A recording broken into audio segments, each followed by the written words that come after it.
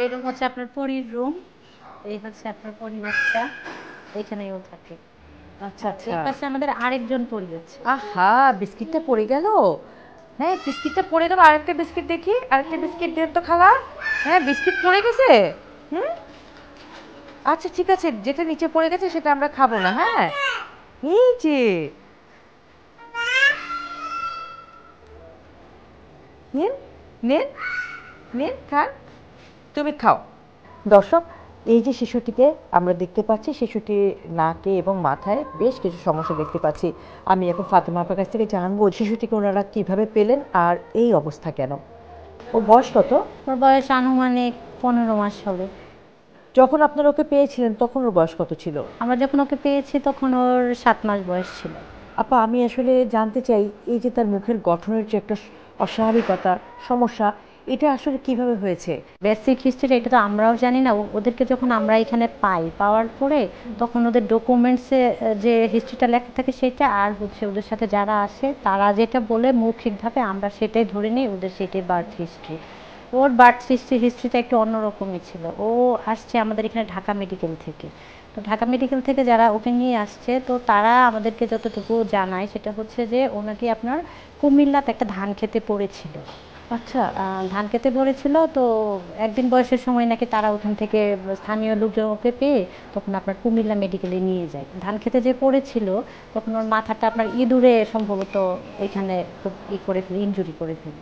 আচ্ছা। মাথাটারও ছিল, আপনার পায়েও ছিল। নাকও তো নাই। হ্যাঁ, নাকটা ডাক্তাররা যেটা বলেছে সেটা হচ্ছে যে অনেকেই বলে যে ইঁদুরে খেয়ে ফেলেছে, আবার অনেকে বলে জন্মগত সমস্যা, সেই জন্য হয়তো বাবা মাকে ফেলে দিই, এটা অনেকেই বলে আর কি। তো ওখান থেকে কুমিল্লা মেডিকেলে নাকি কিছুদিন ছিল, তারা রিকভারি করতে পারতেছে না, ওইখান থেকে তারা পরে ঢাকা মেডিকেল ওকে রেফার করে দেয়। ঢাকা মেডিকেলে আসার পরে ওর ওই মাথার এখানে যে ইঞ্জুরিটা ছিল এটা একটু আপনার ইনফেকশনের মতোই হয়ে যায়, তখন তারা ওইটাকে অপারেশন করায়। অপারেশন করিয়ে ওখানে মোটামুটি আপনার 6 মাস 7 মাস ছিল। 7 মাস থাকার পরে ওরাও আর ওকে মানে ওইখানে রাখতে চাচ্ছিল না, যেহেতু ঠিক আছে। হসপিটাল ওইভাবে ওকে তত্ত্বাবধান করার মতো এখানে ইয়া ছিল না। পরে পায়ের কি সমস্যা ছিল আপা?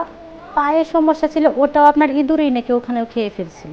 এখন তো দেখতে পাচ্ছি না হ্যাঁ, কিন্তু। এখন হালকা ওইখানে আপনার চামড়াগুলো মানে উঠে গেছিল, একটু হালকা মাংস, কিন্তু ওইখানে আর ওইভাবে অতই হয়নি। আচ্ছা করে আচ্ছা। ওষুধ দেওয়াতে সেটা ঠিক হয়ে গেছিল, কিন্তু এখন একটু একটু দাগ রয়ে গেছে।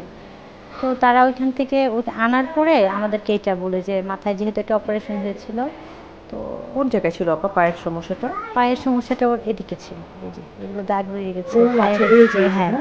এখানে ওর একটা ছোটখাটো অপারেশনও হয়েছিল, এটা খুব মানে বাজেভাবে ইনফেকশন হয়ে গেছিল এইদিকে। ওহো, এখানেও আছে আপনার, এই যে ইনফেকশন দাগ হয়ে আছে, গেছিল জি। মানে ওই আঁচড়ে। দর্শক, আপনাদের মনে পড়ছে কি ঘটনাটা? তখন কিন্তু এই ঘটনাটা বেশ আলোচনায় ছিল, যে একটি সদ্যজাত শিশুকে পাওয়া গিয়েছিল ধান খেতে, এবং সকালে যখন ধান ক্ষেতের পাশ দিয়ে লোকজন যাচ্ছিল, এই শিশুর কান্না শুনে তারা তখন তাকে উদ্ধার করে স্থানীয় হাসপাতালে নিয়ে যাওয়া হয়েছিল। আর জান্নাত আপা যেটা বললেন, আমি সঙ্গে সঙ্গে আসলে রিলেট করতে পারলাম যে এই শিশুটি সেই শিশু, যে শিশুটিকে তার মা ফেলে দিয়ে চলে গিয়েছিল। তখন তো বোধহয় একদিনের শিশু ছিল সে, তাই জি, না? একদিনের সদ্যজাত ছিল। শিশু সে ছিল, এবং তাকে ওই অবস্থায় ধান খেতে ফেলে রেখে চলে গিয়েছিল। যে শিশুটির আসলে বেঁচে থাকার কোনো কথা ছিল না, কারণ সে যেভাবে আহত হয়েছিল আপনারা দেখতে পাচ্ছেন, তার নাক এখনো নাই, মাথার অনেকখানি অংশ একেবারে চুল এখনো গজিয়ে উঠতে পারেনি, পায়ের সে ক্ষতটা আপনারা দেখেছেন। এরকম একটা সদ্যজাত আহত শিশু, ক্ষতবিক্ষত শিশু, তার আসলে বেঁচে থাকার কথা না। এখন যে অবস্থাটায় আছে, আপনারা তো নিশ্চয়ই চিকিৎসা করাচ্ছেন, চিকিৎসকরা কি বলছেন? 18 মাস বয়সে তারা বলছে ঢাকা মেডিকেল থেকে, তারাই বলেছে যে নাকটাকে আবার নতুন করে রিকনস্ট্রাকশন করে আবার বসিয়ে দিবে।